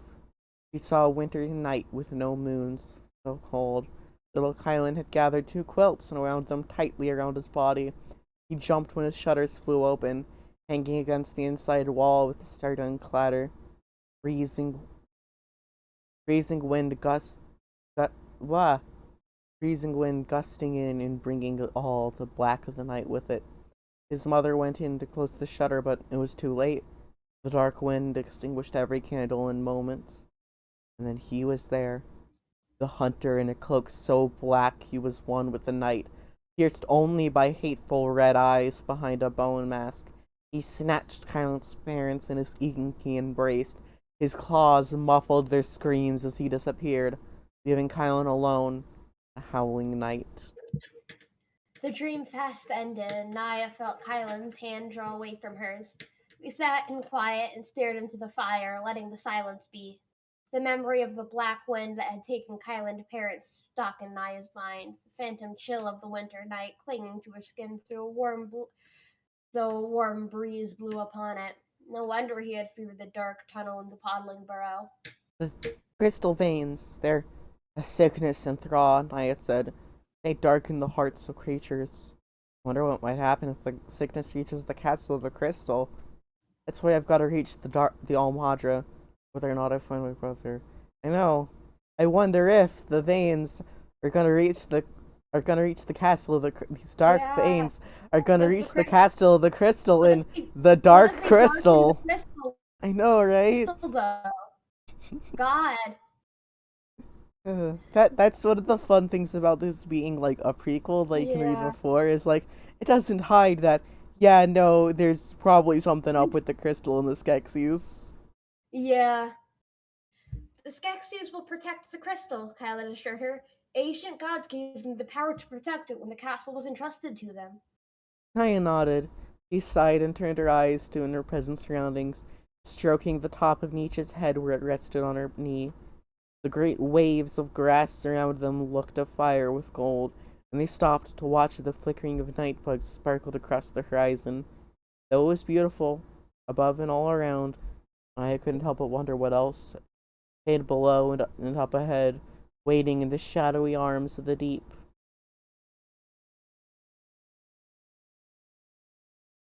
When the morning fog cleared the following day, Naya raised her hand to her brow and squinted.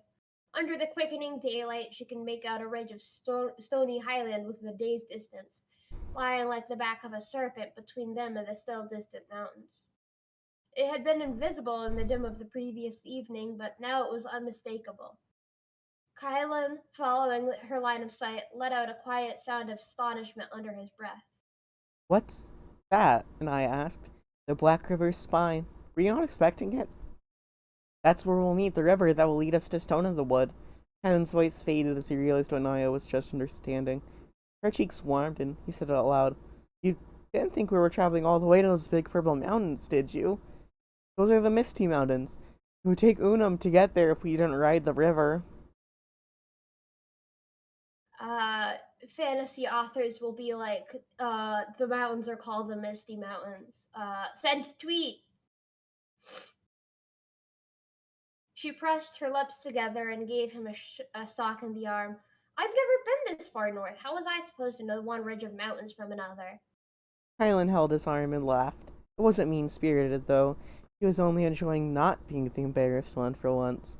She let him have his moment, even if she felt silly now for thinking the mountains were their midway destination. The relief of knowing they would reach the prickly ridge within the day was worth it. They might even touch toes with the legendary Black River in the evening. Naya's mouth, Naya's mouth watered, thinking of the swimmers that they might roast for dinner, and how much Nietzsche would enjoy the wellness and moisture of running water. Fantasy authors will be like, we can't call them fish. Fucking call them swimmers. Send tweet. I mean, they swim. Like shit, man. They sure do. Fuck. We could reach the river by evening, I think, Kylan said, and Naya agreed, picking up her pace in anticipation.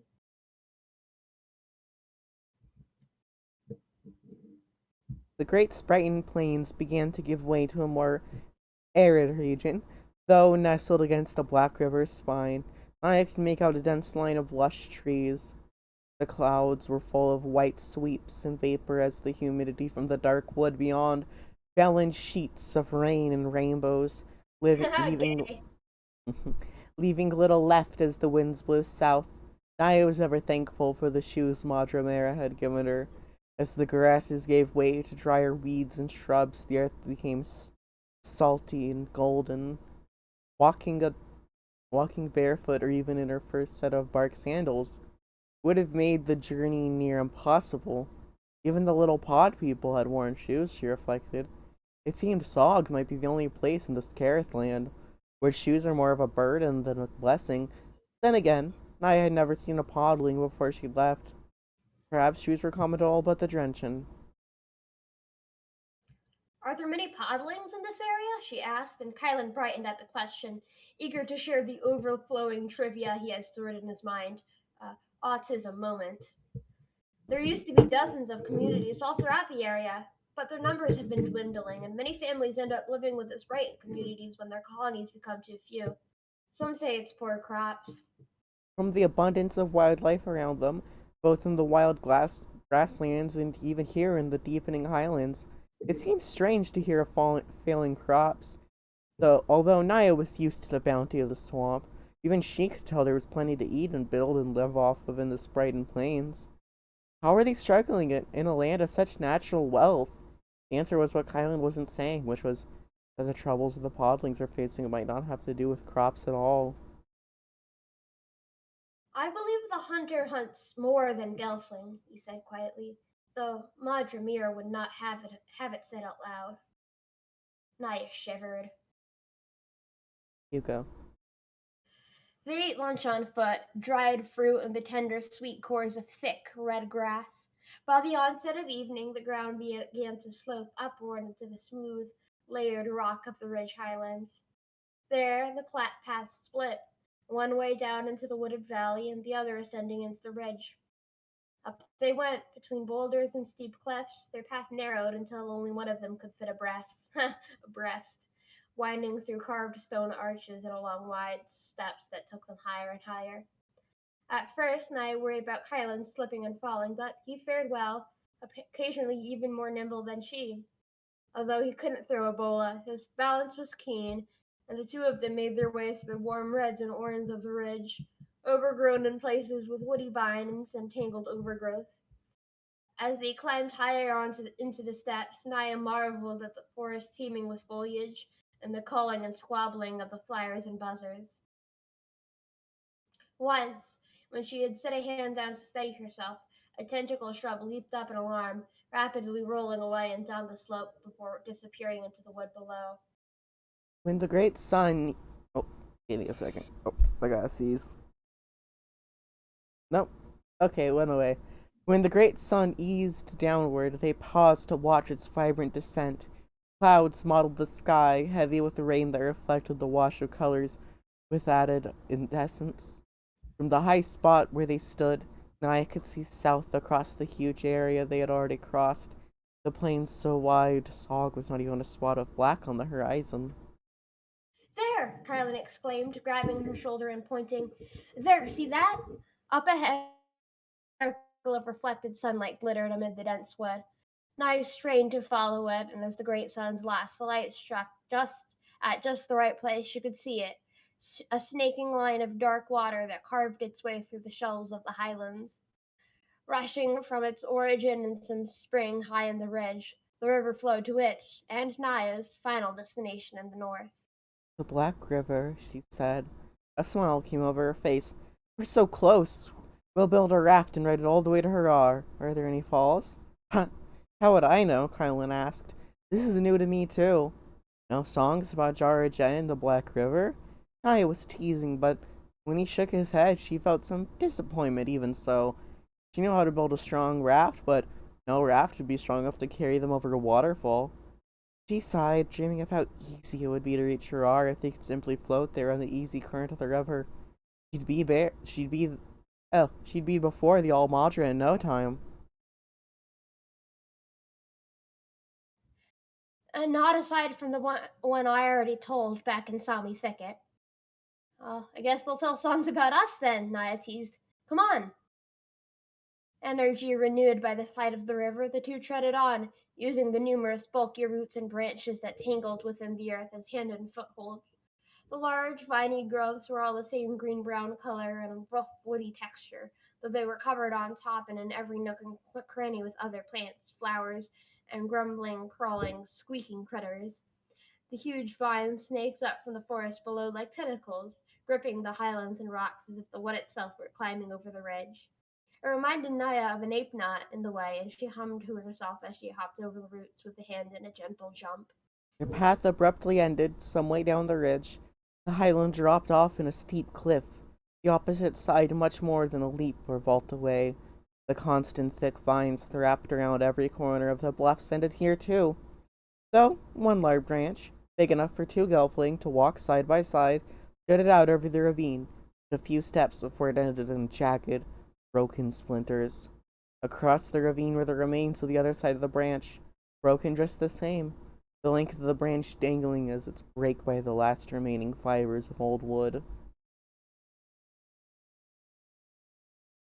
It was a bridge, Kylan said as they stared at it, but it's not anymore.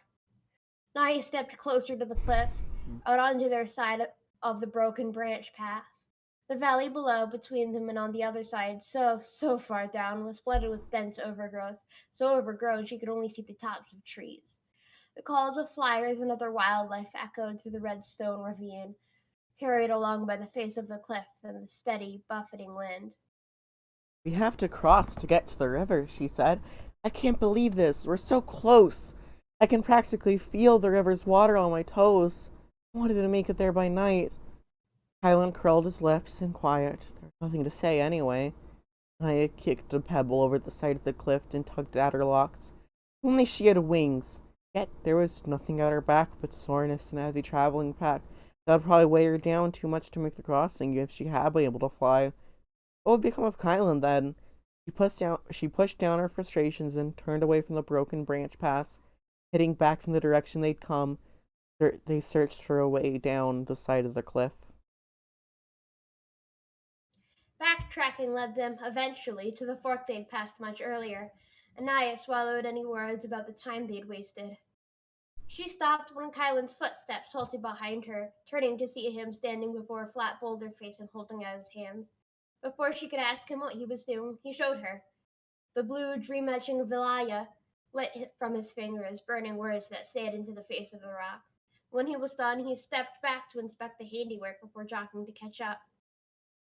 Warning any other travelers about the pass, he said.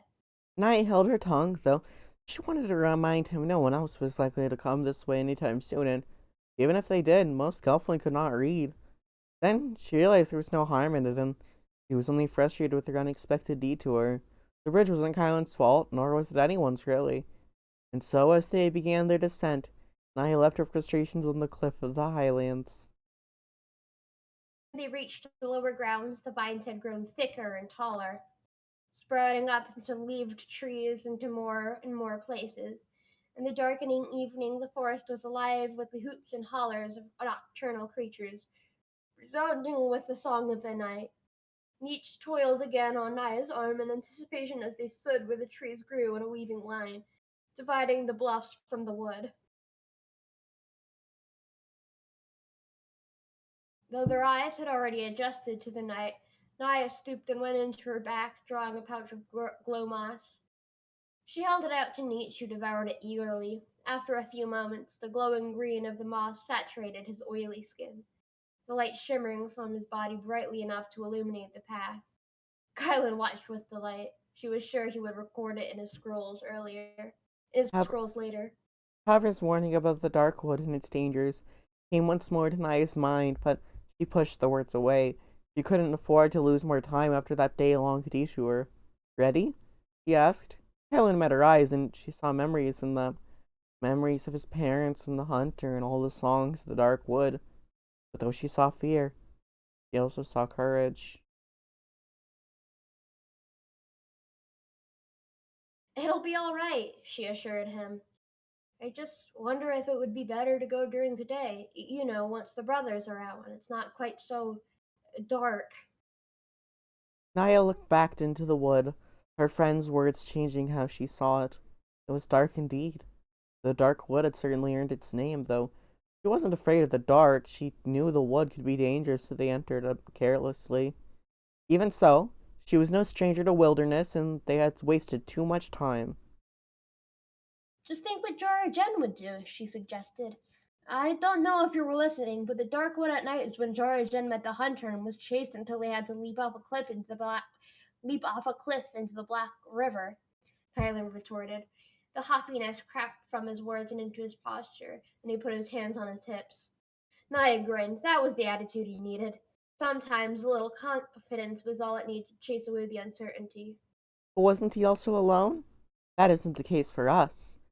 Kylan peered into the wood for a long time. Naya waited, watching his ears rise from a wary flatness to a more determined form, pointed forward. He smiled. Though she had been eager to write him off as a soft-talking song-teller in the beginning, she was glad she had let go of the thought. There was a spark of courage in him, and she was pleased to see it. I guess if I never see him, I can never confront him, he said with a resolute nod. Let's go. And so together, using the two rising sisters as guides, the dark woods they went.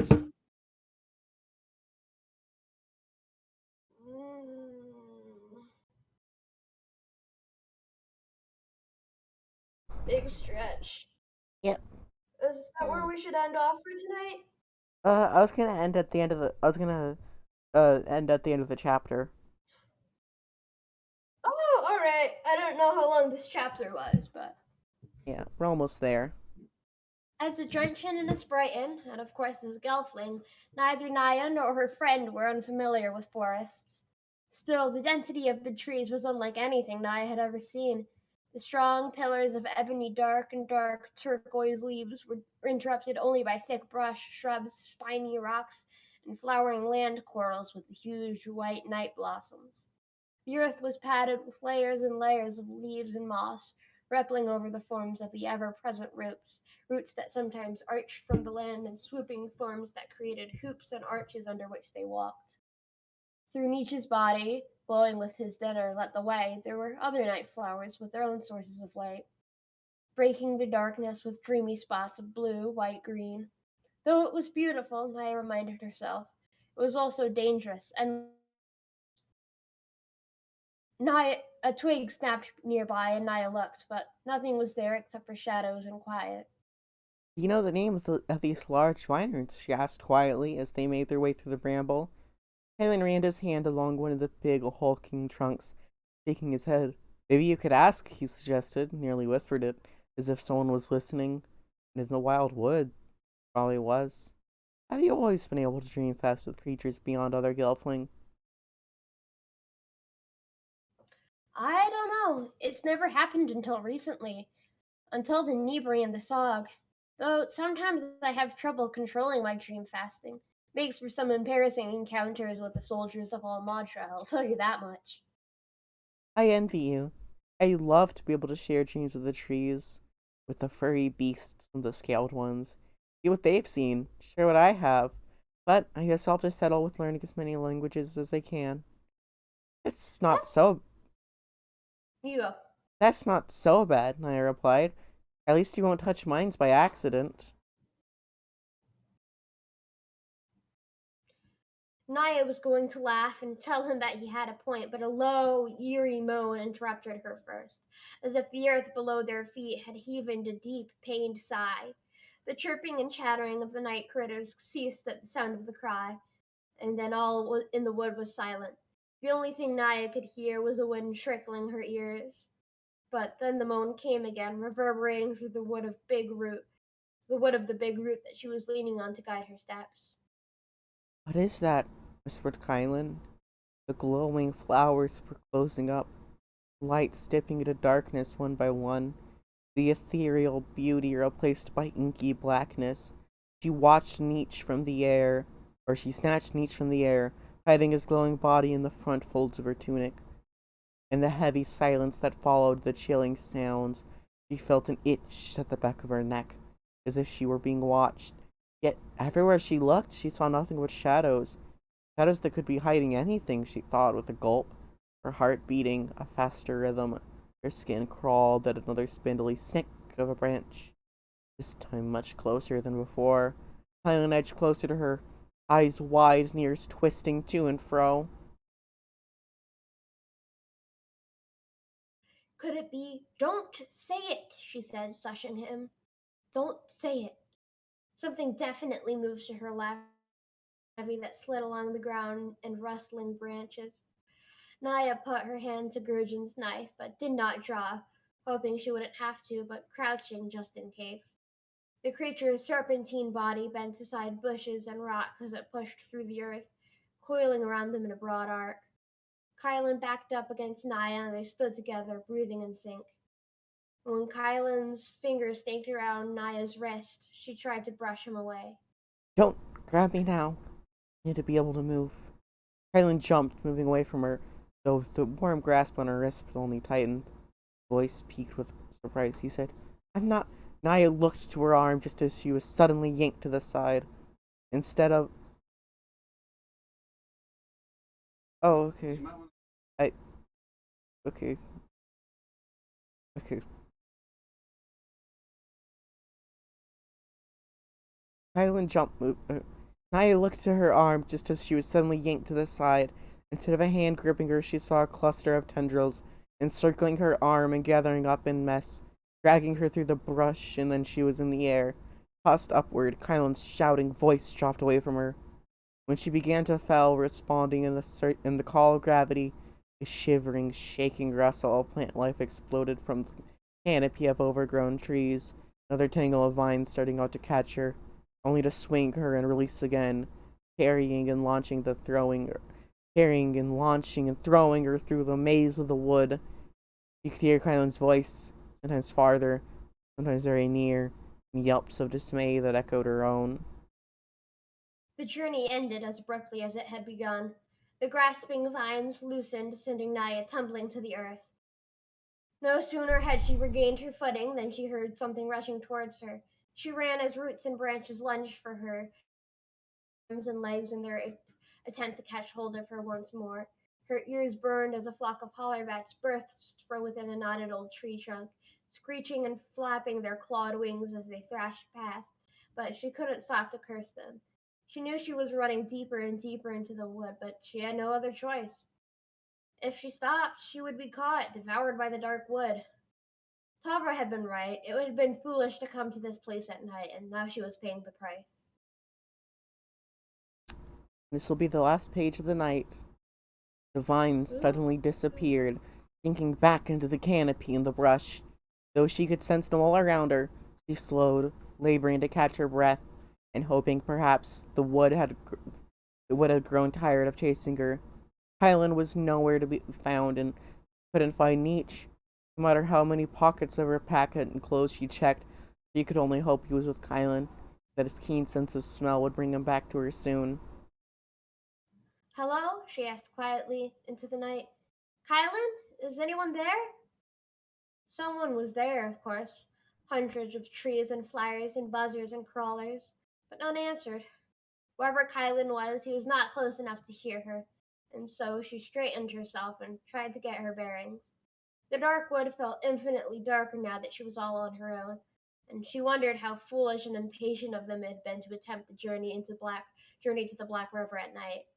Every bit of movement caught her eye and caused her a sudden moment of alarm as she reoriented, using glimpses of the moon she could see through the crowded trees.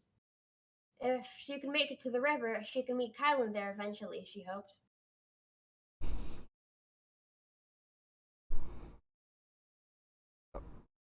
Do you mind reading the rest? I'm trying to set something up. Yeah. Her footsteps crunched alone as she made her way, and the night came full into its prime. As the shadows grew even darker, she sensed something else lying in wait within the belly. It had a presence, of course, all things in Thra did, but this was different somehow.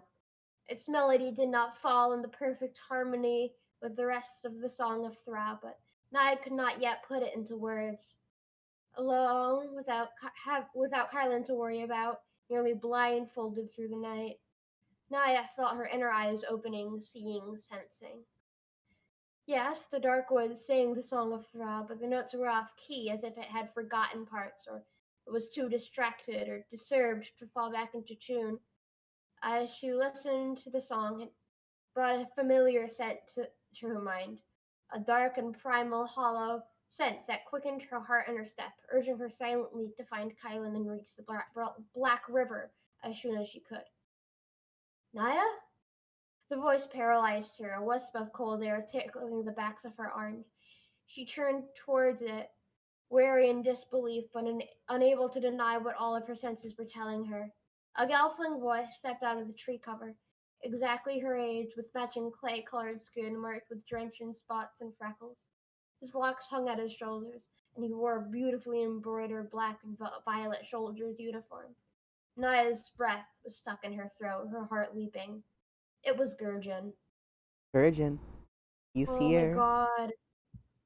In Boy this. arrival. We got Sorry, two new boys today. sorry to leave y'all on a cliffhanger, but this is where we're ending for Yeah, the night. Katie's gotta eat her pizza, and I need to lay down somewhere. Yeah, we're gonna be rating Ryan Phantom. He is only a lot. Okay, never mind. Apparently, I can't rate. He was a lot of raids from not from Uh, random. He was playing Bug Snacks, but let's rate. uh, Let's rate Holly then. yeah, Holly stream. Holly's Enjoy Holly stream. Holly's playing Cloud Gardens, I think. You know that'll be a nice relaxing time after this. You know, Yeah. get in the command in. Oh wait. Oh, it's hollow underscore tones, right? Yeah, yeah.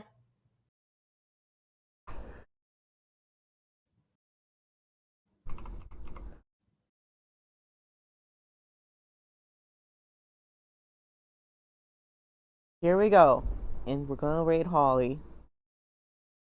See y'all on Monday, where we're gonna be streaming Worlds of Final Fantasy, which is like Final Fantasy Pokemon. Yeah. We're gonna put Cloud Strife in a Pokeball. Yeah. Be there, be square, motherfuckers. Oh, I'm going to bed. we'll certainly be square. See y'all next time. Be Square Enix. Fuck.